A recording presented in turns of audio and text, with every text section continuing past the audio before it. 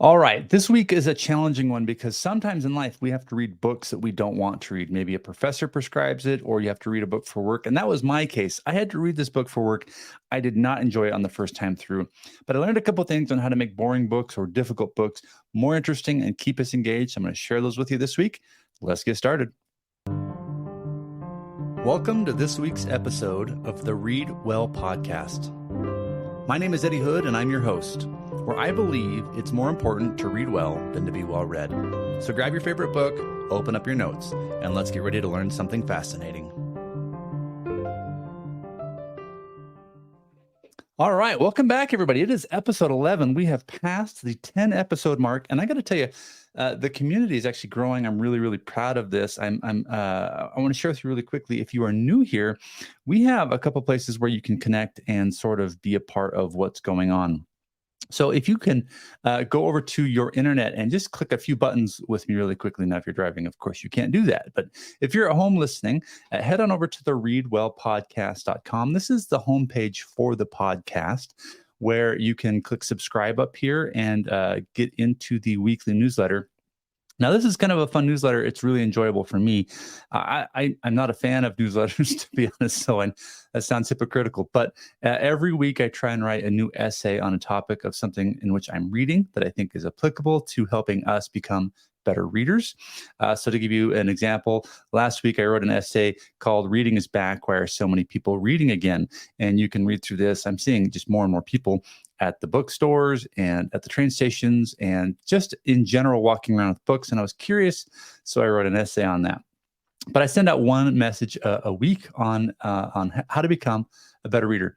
The next place to connect with us is just at Facebook. We have a really simple Facebook page here, but it is growing. We've got 155 followers now, and some really fun conversations are starting to happen. All of it around, spending our lives reading really, really great books. And in fact, one of the messages that came from the Facebook page is inspiring this episode this week. So her name was Bridget, and Bridget wrote, I was wondering if you could do a podcast on reading nonfiction. She says, I love to read nonfiction, but it will bore me and put me to sleep. So I'm happy to make that podcast for you, Bridget. That is what we're talking about today. But if you get a chance, head on over to Facebook and like the page and get in on the conversation because it's been really fun. People are talking about their favorite books and philosophy and reading strategies and styles. And it's a good place to be. Now, you also might know that we are on YouTube. So if you have a YouTube, if that speaks to you, head on over to the readwellpodcast.com and we've got all of our videos here. This is a video podcast. So every week a new video comes out with this information. But also, I've had people asking me how to become a more active reader. They want to build better reading habits. And so they want to know, how do I get in on a daily basis and read books? So I created a playlist for you. It's right here called Build a Reading Habit in 30 Days. So if you watch this intro video, it'll walk you through how it works. But each day you watch one of these videos, they're 15 to 30 minutes long, where I talk about some sort of message to help you get started. And then we read together for 15 minutes. And if you can read for just 15 minutes every morning, by the end of this month, you're going to be just a powerful reader and you're going to have this habit in your life. All right, so that's all of that. Now let's get into this week's message. So if you are reading nonfiction like Bridget and you are really struggling to stay interested and entertained, I get that because I had to read this book and it's dreadful. Now, it's not dreadful anymore. This book has actually changed the way we do business. If you don't know anything about me, I actually have a business that runs by day. It is an accounting firm. So I got my degree in accounting, and we do bookkeeping and accounting for businesses all across the United States. But this book here is called Traction by Gino Wickman. And I did not enjoy this book at first. I've read a lot of business books, and so it's really sort of hard to get me interested in reading more business books. They kind of all start to feel the same, and I would really rather be reading, Nietzsche or Cormac McCarthy, Emerson, anybody. And so I really struggle having to read this. And I also don't like being assigned to books. I don't like people saying, here, you have to read this. And This happened in our business where I have two other partners, and one partner came across this book and said, "We're going to read this. It's going to change the way we do business." And I kind of rolled my eyes. I was like, "Oh, I don't want to read this book." And so I read through the first couple chapters, and I instantly just was falling asleep. I was like, "I knew it. This is going to be a terrible experience," and I just didn't want to be there with it. Now, something interesting happened. A couple other people read the book in our company, and they were like, "This is going to change everything. This is great." And so now I'm starting to get curious, right? I'm like, "Well, what did I miss? why, why are so many people liking this book, and why did I not like it?" And a couple of things kicked in for me. I realized that number one, I approached the book with the wrong attitude in the beginning. I just decided in the beginning, this is going to put me to sleep, mainly because I didn't choose the book myself. Because I'm such a passionate reader, I want to pick what I read. I don't want people telling me what to read. And so, because I didn't choose it, I instantly dismissed it. And that was a big disadvantage to me as a reader. Now, the next thing is that I kind of came into the topic feeling like I had read enough business books. So what's another one going to teach me? I had pride going into this book. I have a degree in accounting, and I also have a master's in business. So I was like, these books are pretty generally written. There's not a whole lot in them, and I just wasn't interested. So I went back and I sat down and said, all right, if we are actually going to employ this book in our business, I have to number one read it because I'm the CEO of the company. So I have to. I can't have everybody in the business reading this book and talking about it and making changes, and me like rolling my eyes about it. I need to get invested. So I thought, well, what can I do to make this book interesting? What can I do to get vested in it? And I came up with a series of things, and I'm glad I did because this book has dramatically changed the way we do business, and it has made us so much better. And I really enjoy it now. It took me a while, but I really, really favor it now.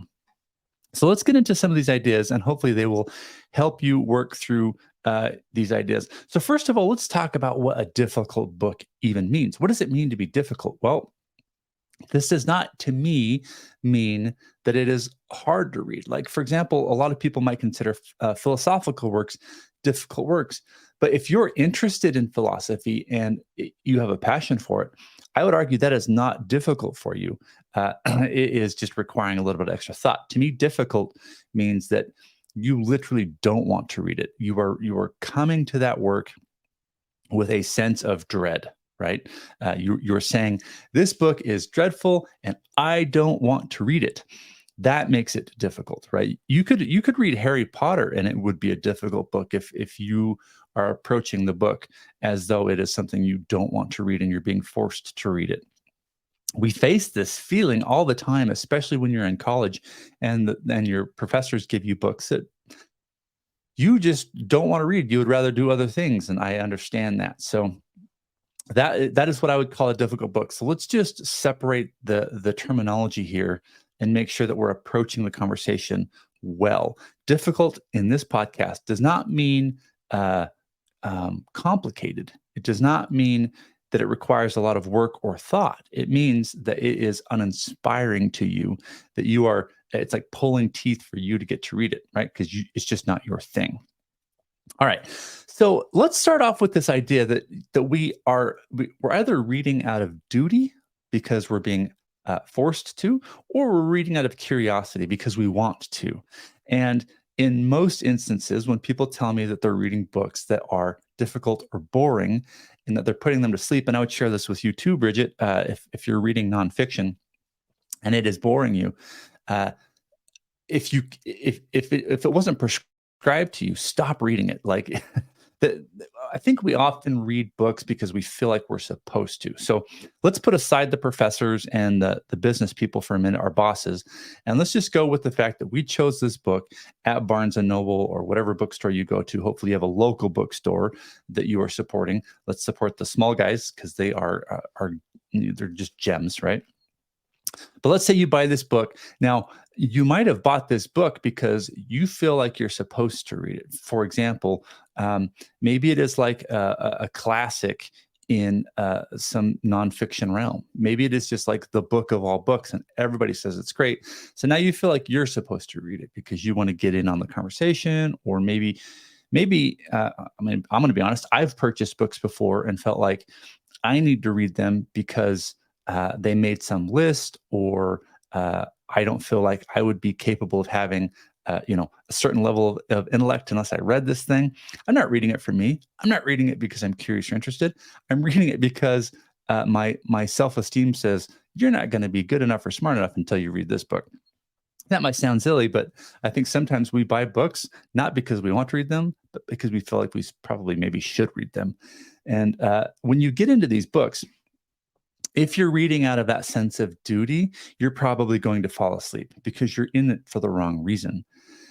Now, if you're reading out of curiosity, that is a whole different thing. If you want to learn how to garden, you can buy books on gardening that would put me to sleep. Like, I have no interest in gardening. But if that is your thing, you could probably read books about gardening for days or weeks or months and just be completely enthralled with that.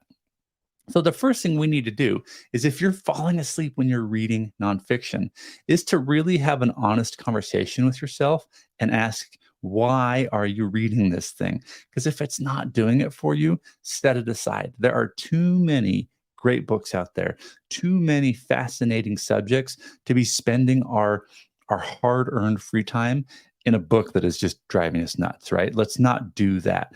Reading should never be a punishment. It should never be something that is boring or puts you to sleep. It should be something that fills you up and makes you want to live a better life. That's the whole point, right? Books should help you see your worldview anew and want to live better. So let's start with the fact that maybe you've chosen the book for the wrong reason. Okay. And we need to be comfortable setting the book aside and picking up something new if we're not interested. I have a 50-page rule with any book, whether it's fiction or nonfiction. Within 50 pages, if I'm not interested, I'm leaving the book. It's really got to get a hold of me, because the average book, nonfiction or fiction, 300 to 400 page book, is going to take most people anywhere between 8 and 20 hours. That's a lot of time. 8 and 20 hours. If you think about, how much time you have to dedicate to things, I have these sort of small slots in my life, which are free because I have my business to run. I have 4 incredible kids, and I have my wife, and I have, all these things I have to take care of, that I don't often get just a whole bunch of free time. So when I do, I better be in a book that I love. All right. Now let's get back into the idea that perhaps somebody has prescribed this book for you. So we're solving all of your personal issues by saying, if you chose this book on your own accord and it's boring you, just get rid of it. Put it away. There's no shame in that. After 50 pages, set it down. Find something interesting and read that. See, Bridget mentioned something interesting in her comment. Let me go back to it here. She said, I love to read nonfiction, but it will bore me and put me to sleep. So she's making a really broad claim here that all nonfiction is going to put her to sleep. And I can see sort of this conversation happening. I call these I am statements. I didn't create the phrase, of course, but I can almost hear Bridget saying, I am a fiction reader. I love reading fiction. I love whatever kind of stories. And I'm also a nonfiction reader, but I am bored by nonfiction. And so she's starting the conversation in her head by saying, I am bored by all kinds of nonfiction. And so we want to rewire that a little bit too, right? Not all nonfiction is going to be boring for you. It's probably just you're reading the wrong nonfiction, which I'm guilty of doing all of the time as well. So we want to start with the right I am statement. And instead of saying, I am bored when I read nonfiction, or whatever it might be, you want to rewrite that to, I am a curious person and I am going to read books that fill up that curiosity, right? We want to be researching things that get us excited about life. We don't want to ever have to wake up and read things that are just not at all interesting. So let's now move over to school and work. If the book is prescribed to you and somebody is asking you or making you read this thing because it's part of a program, Well, now we need a strategy because you might not find that book interesting, but it doesn't matter. You got to get through it in order to get a good grade. And you cannot skip sections or parts because you'll fail the test. You have to read the book, right? So let's get into these ideas that I love. So I have with me a reading kit, and I've done videos on my reading kit before, but you'll notice in my reading kit, I have many colors of highlighters, and each color has a separate job to do. When I am reading a book that is boring me and putting me to sleep, I like my yellow highlighter. My yellow highlighter I use anytime I find something in a piece of writing that I disagree with. It is my confrontational highlighter. And I find that when I'm reading something boring, it becomes more interesting when I start to have a little bit of an argument with the author and I start asking myself, why is this boring?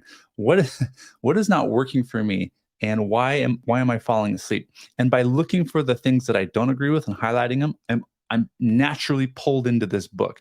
I naturally care more about it because I almost want to not necessarily prove the author wrong or my teacher wrong or whatever it's going to be, but I want to find the reason why it's not working. And I like to highlight passages that don't agree with my values or my worldviews or what I understand or whatever, right? This is a really great way to start having some focused time in a book that you're not really filling. Okay, the next one is called Eat That Frog. This is a weird phrase, but it works every time. And just stick with me here. No, I am not. I don't have any vendetta against frogs. This is like there's a gentleman named Brian Tracy who is in sort of the personal development, self-help world. And Brian wrote a book called Eat That Frog. And it's a really great book. It's nonfiction, by the way. And if you want to read something that will help you sort of get over difficult things and challenging things, I highly recommend reading Eat That Frog. It's really, really good. But here's the gist of this book. Brian argues that at any moment in time throughout the day, you've got a laundry list of things that you need to do, right? And in our case, if you're a student or you work for a boss who's given you a book, part of your job right now is to read this book and to read it well enough that you can have an intelligent conversation about it in class or at work. You can't get the cliff notes to every book, people. You have to read the dang thing. And so you're stuck. And you know that this is a problem.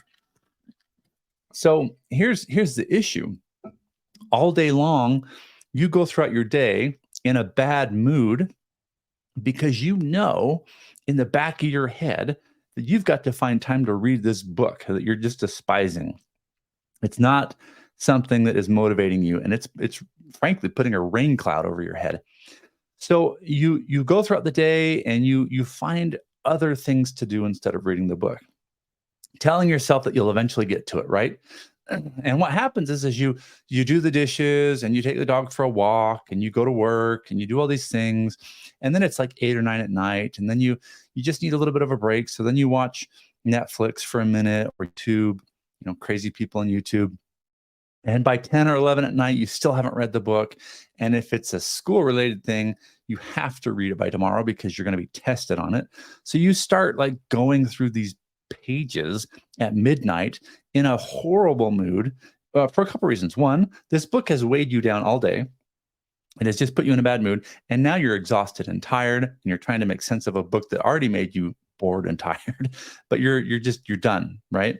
So Eat That Frog is this idea that Brian shares with you that imagine if in the morning you woke up and the very first thing you did was eat a big, live, slimy, gooey, nasty, sticky frog, right? You just did it. You just ate the frog. It's a disgusting image, but it's a really powerful image because he says that if you do that, everything throughout the rest of the day pales in comparison, right? Nothing is going to be as bad as eating a big, nasty booger frog thing, right? Booger frogs. That is a real term, people. It's a real term. If you do that, no matter what comes next, it's just, you got it. You can handle that, right? So he suggests, and I agree, that you do the worst thing first, the thing that you're dreading. You just do it. You just work on it and you do it. And then that weight is lifted off your shoulders, right? Now you get to go through the rest of the day knowing you've done it. You've read the book, you've gotten through it, and you are feeling good about life. And this is interesting because now you're not building up resentment against the book. You're feeling accomplishment for the book.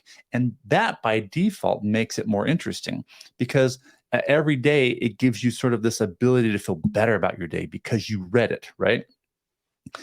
Books become harder when we resent them more and more and more. So here's the other argument: if you wake up in the morning and get your favorite drink or whatever, and you sit down at whatever time you wake up, let's call it 8 a.m. First thing you do at 8 a.m. is you read this book for 15 minutes or 30 minutes or whatever it's going to be. Your brain is, I know you feel tired. I get that. You're groggy when you wake up, but your brain is also the most rested right when you wake up. It's had anywhere from 6 to hopefully 8 hours of sleep. Okay. It is far more prepared to handle this book now, right there in the morning, than it will be after an entire day of watching the kids, cleaning the house, doing the homework, doing the job, running errands, going to the gym. All that stuff just kind of takes away little bits of energy from your brain. If you do it very first thing, your brain has all of this capacity. And here's the wonderful thing. Your brain starts to see connections in this book that aren't so boring. And you might think, oh, maybe there is something for me to learn in this book. If you're watching on YouTube, you'll see this book, Traction. Okay. Now watch what happens when I turn it this way, right? Do you guys see this? These are my notes, right? As I read, I actually found things in here that were fascinating, things that I would not have found had I continued to write off the book, thinking that it was going to be terrible. This book is actually quite good and has made us far more profitable as a business, and we run way more efficiently. Our staff are much happier. I am much happier as a business owner. I'm very grateful for this book now, but my goodness, I had to kind of get my head out of the dirt and read it properly. And I had to read it at I wake up at 5:30 in the morning. So by 6, I was reading Traction, and I would read it for 30 minutes. I really didn't want to read longer than 30 minutes because I wanted some reading time for other books that are that interest me personally, right? So I would read Traction first, get that out of the way, and I would take my notes and I would think about my business and go, this is actually going to be good. And then I would read Emerson or something because I'm just nerdy like that, and that's where I want to be. So I hope this helps you understand. We're not done yet. Don't leave. But eating that frog is probably some of the best advice I've ever received in my life for anything that I kind of don't want to do. And if you're a student and you're going to college, look, homework and all of that stuff you got to do, if you just bang that out right when you wake up, you now get to live the rest of your day in joy, doing what you want, and you don't have that weight on your shoulders. It is probably the best life hack I have ever found to bring happiness and joy in my life. Do the crappy thing first, and it's not so crappy. It's really, really good. Okay, let me grab this. I did a video on my question cards. This is going to help you, Bridget, and anybody else who's reading books that they feel are kind of putting them to sleep. This is going to solve this for you. I call it a question card, and I'm going to challenge you to write 3 of them. So before you start a book, or if you're in the middle of a book that is boring you, but you want to get through it, or you have to get through it, I'm going to challenge you to go get 3 different 3x5 cards, just blank cards. And then I want you to sit down with your book and ask yourself, what in this book do I want to know? Like, what would be good to learn from this book? Okay. At the end of this, what are things that I want to have answered? And I only want you to ask 3 questions. You can come up with more if you like, but get at least 3. And at the top of each card, I want you to write the question here. And then as you read the book, your goal is to actively look for answers to those questions. Now, this is important. Don't just come up with 3 questions that the book will probably answer. That's cheating. I want you to come up with 3 questions that you are actually interested in. In college, I had to read a book on sociology. It was easily the worst book I had to read in college. I hated that class. The sociology just killed me. I wish I would have had this method when I was in college, because if I had written down 3 questions I was actually curious about and then read that book to try and find those answers, I might not have gotten a better grade in the class, but I would have at least walked out knowing 3 things about sociology that to me are fascinating, right? That to me are interesting. And this is really, really helpful. And then all you do, you only get the front and the back of the card, so you can write small. But your job as you're reading is to answer this question and write down the things that are actually working for you. Okay, so last but not least, I want to share with each of you an idea that when you're reading something, you can actually um, uh, make your notes more fascinating at the same time. So there's a tool that I have. Let me log in for you here. I'm building this. It's called Highlightish. It's a tool that I am creating for the process of becoming a better reader. So if you go to highlightish.com, you just think of the word highlight like highlighting in a book and add ISH at the end. I'm going to log into my account here for you and show you sort of what's happening. But oh, look, I have to put in my nobody look as I put in my password. Give me 2 seconds. I'm really kind of frustrated with the level of password protection we all need on a daily basis just to live our lives. Are you guys feeling this? I'm trying to log in here now, and it's asking for authentications and all sorts of other stuff.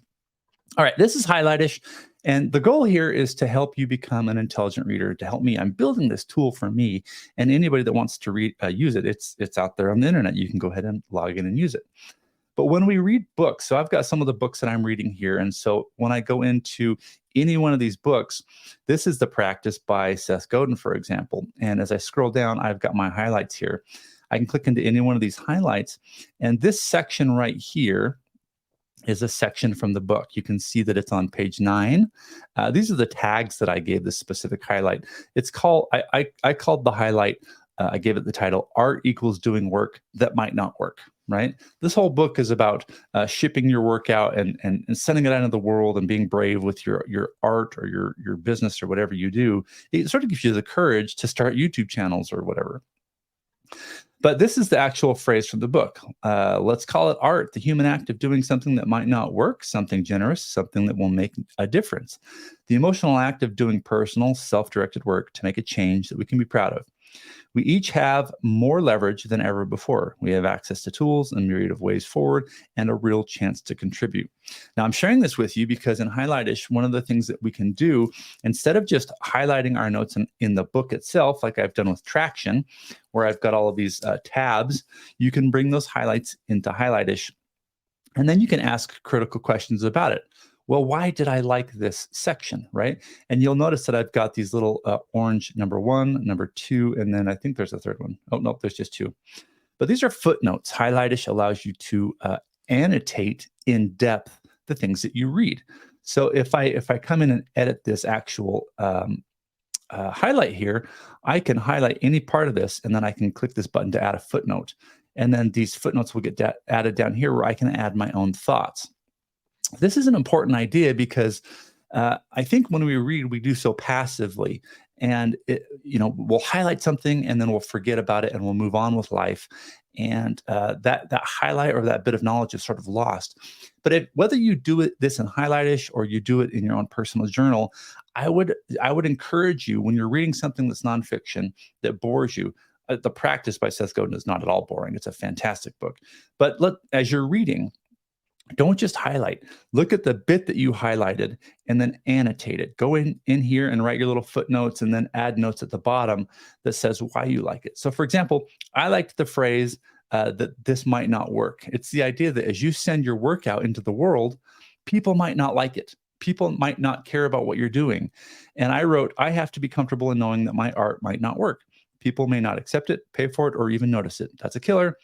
Worrying that I'll dedicate years of my life to something that might fail. That's why I have to find reasons to do work for myself, to find it personally fulfilling, regardless of the market's acceptance of it.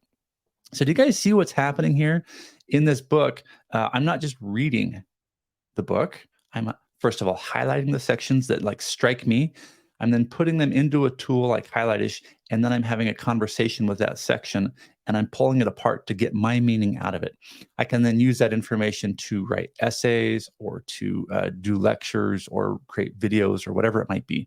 So If you're struggling, like Bridget was, at reading nonfiction and you're finding it hard to stay awake and interested and engaged, these are the ideas that I have for you. My favorite being get your yellow highlighter and have an argument with the author. Eat that frog first thing in the morning. Get in there and do it first thing and have that experience and move on with your day. And my other favorite tool here is to annotate your highlights with a tool like Highlightish or just a personal journal. It's not enough to highlight your favorite bits. You need to actually analyze them and ask critical questions. And the information, I promise, will become far more interesting. Last but not least, if you don't like the book, get rid of it. Just get rid of it. Take a different course in college or whatever. Read stuff that moves you as a person. I hope this helps all of you today. It means a lot to me that you're here.